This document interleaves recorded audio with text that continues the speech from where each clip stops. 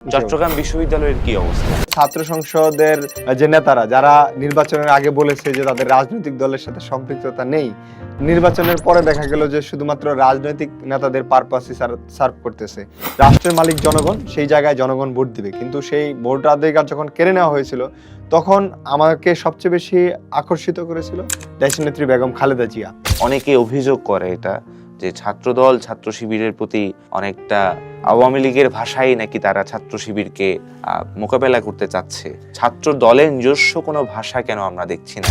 আমাদের ছাত্র দলের সাংগঠনিক সম্পাদক নুরুল হুদা মুসা ভাই, তাকে রক কেটে হত্যা করা হয়েছে এবং সেটার সাথে জড়িত ছিল ছাত্র শিবির। যদি চট্টগ্রাম বিশ্ববিদ্যালয় ছাত্রলীগের হাতে হত্যা হয়েছে, ছাত্র শিবিরের হাতে হত্যা হয়েছে, কিন্তু ছাত্র দলের চট্টগ্রাম বিশ্ববিদ্যালয়ে কোনো হত্যার রেকর্ড নাই।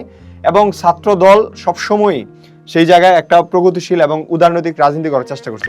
অনেকেই বলছে ছাত্র দলের সাথে হচ্ছে জনাব তারেক রহমানের একটি দূরত্ব তৈরি হচ্ছে, অথবা দূরত্ব তৈরি করা হচ্ছে, অথবা বিএনপির সাথে ছাত্র দলের একটি দূরত্ব তৈরি হচ্ছে।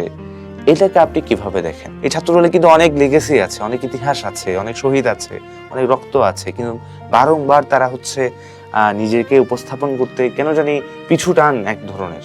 সারা বিশ্বেই কিন্তু এখন মোটামুটি একটি যুদ্ধ অবস্থা। আপনার কি মনে হয় বাংলাদেশ এটাতে কি ধরনের ক্ষতির মুখোমুখি হতে পারে? যুদ্ধ আমরা কেউ প্রত্যাশা করি না, কিন্তু ইরানের উপর যে যুদ্ধটা সেটা কিন্তু চাপিয়ে দেওয়া হয়েছে। মার্কিন যে সাম্রাজ্যবাদ চলমান এবং ইরানের উপর যে অন্যায়ভাবে আগ্রাসন, সেটা আমরা নিন্দা করি, ঘৃণা জানাই এবং আমরা মনে করি যে অচিরে এটা বন্ধ হওয়া উচিত।